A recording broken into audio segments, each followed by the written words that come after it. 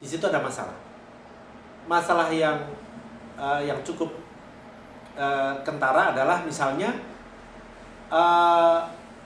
selain Katolik tidak ada kan hierarki, sehingga misalnya yang duduk rekan Islam yang duduk di situ, duduknya FKUB, ini mewakili Islam yang mana? Tidak jelas. Apakah atau tidak punya otoritas, misalnya yang Hizbut Tahrir, FPI mengatakan itu bukan wakil saya. Bisa kan mengatakan itu karena tidak ada hierarki. Demikian juga dari rekan-rekan Protestan yang duduk di situ memang PGI, karena PGI salah satunya yang diakui oleh pemerintah.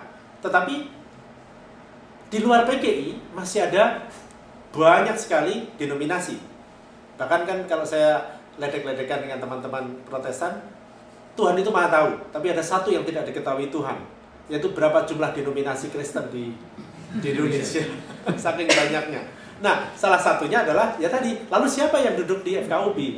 Karena mungkin itu dari GKI, mungkin itu dari GPIB, tetapi teman-teman yang dari Betani atau yang dari Sidang Jemaat Allah misalnya, itu bukan wakil saya. Sehingga dalam arti tertentu FKUB memang sebuah lembaga, tetapi menjadi tidak terlalu kuat otoritasnya. Demikian juga yang Buddhis. Buddhis itu selain Walubi masih ada beberapa lagi. Sehingga meskipun dari Walubi ada duduk di situ, yang dari Buddhis dari kelompok yang lain seperti dari Nichiren Sosu Indonesia, yang dari Buddhis yang dari Jepang merasa tidak diwakili oleh Walubi, apalagi yang mewakili adalah Berdaya misalnya. Well, itu adalah sedikit masalah. Tapi meskipun demikian kita coba tetap memaksimalkan sesuatu yang minimal di dalam FKUB.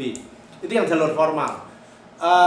Ada jalur formal, ada jalur akademis, tentu saja dialog-dialog seperti yang tadi disampaikan Ibu Siti, dialog-dialog lintas universitas di mana mahasiswa dari perguruan tinggi Katolik berkunjung ke pesantren, seperti misalnya bulan Juli yang lalu mahasiswa saya yang kebanyakan adalah memang sekolah tinggi filsafat itu umum sebenarnya, tapi sebenarnya sekitar 75% adalah calon pastor.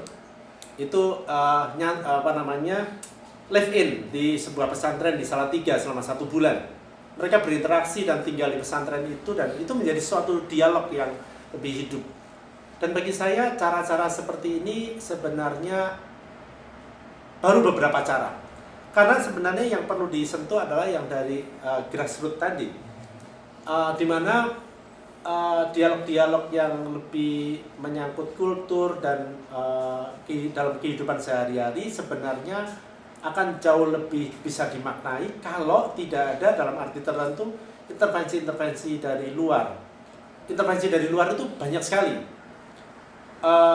Ya, seperti gerakan baik seperti tadi juga saya sampaikan di World Affairs Council, di mana yang namanya fundamentalisme baik dari Islam maupun dari Kristen itu tentu saja mengundang curiga. Hanya saja kalau yang namanya local wisdom dihidupkan, maka mungkin masyarakat bisa memecahkan masalahnya di dalam lingkup konteks hidup mereka masing-masing. Jadi seperti misalnya dalam konteks seperti tadi saya sampaikan, dalam konteks bencana, sebenarnya masyarakat itu sudah nggak membedakan lagi ketika dalam situasi seperti itu, bahkan dalam hidup sehari-hari nggak membedakan lagi. Bahkan gender pun nggak bisa dibedakan ketika ada bencana, nggak bisa dibedakan. Etnis nggak bisa dibedakan. Maka kalau kemudian lalu muncul dari intervensi dari luar dengan mengatakan bahwa itu menodai ajaran, maka menjadi sesuatu sulit. Hanya sedikit ilustrasi saja. Tadi malam di banyak pengungsi yang ada di gereja Ganjuran, didatangi sekelompok orang mengatakan orang non-muslim, orang muslim tidak boleh mengungsi di gereja karena itu menodai akidah.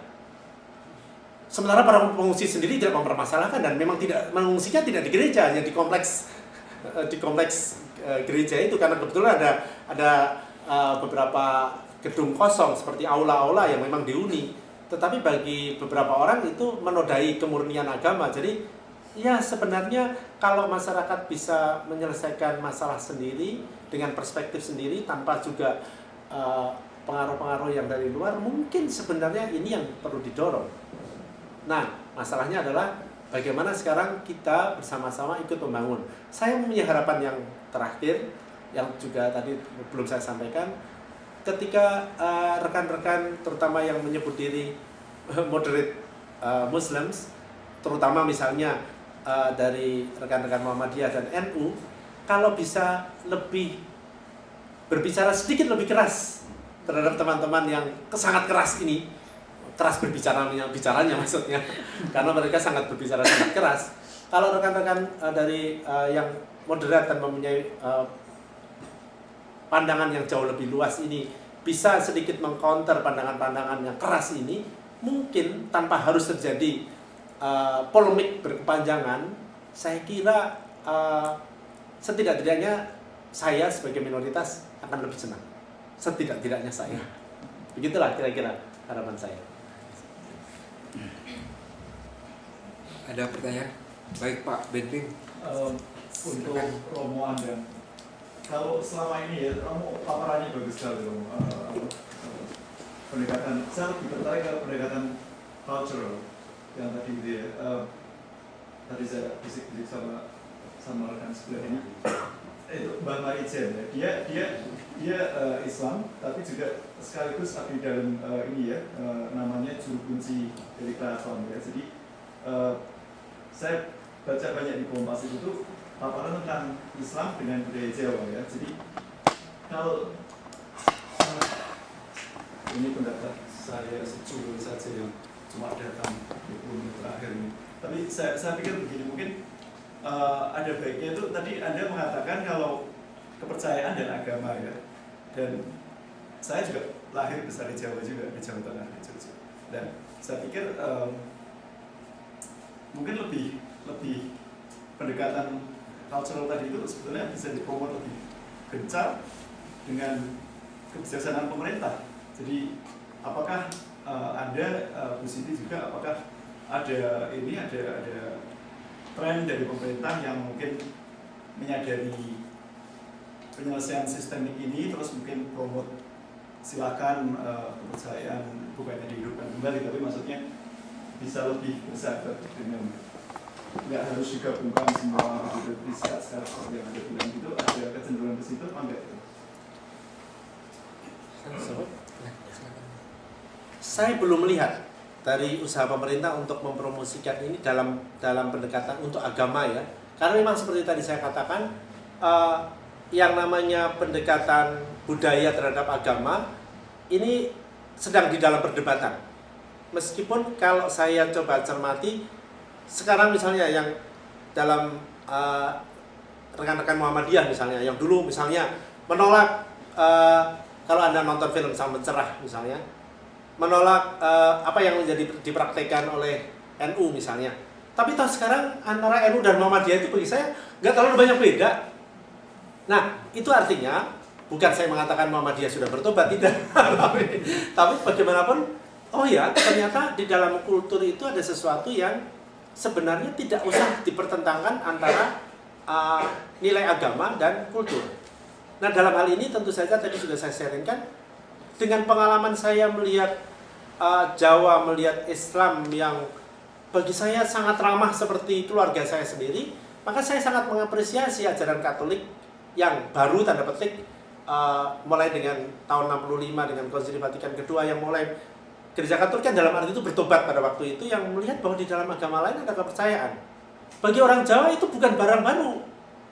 Meskipun untuk orang-orang misalnya teman-teman dari Flores misalnya, sesuatu yang agak atau di dalam belahan bumi lain yang dimana seperti yang belum pernah melihat orang Islam misalnya, ya apa itu? Kok ada agama lain yang mempunyai kepercayaan sebagai jalan keselamatan? Nah, bagi saya hal itu bisa membuat kita bisa gabungkan. Maka kalau saya berbicara di sini sebenarnya adalah harapan di mana dalam yang seperti tadi jalur resmi dalam FKUB tadi pun tidak hanya berbicara soal dipakai untuk izin gereja, tetapi juga agenda-agenda yang lebih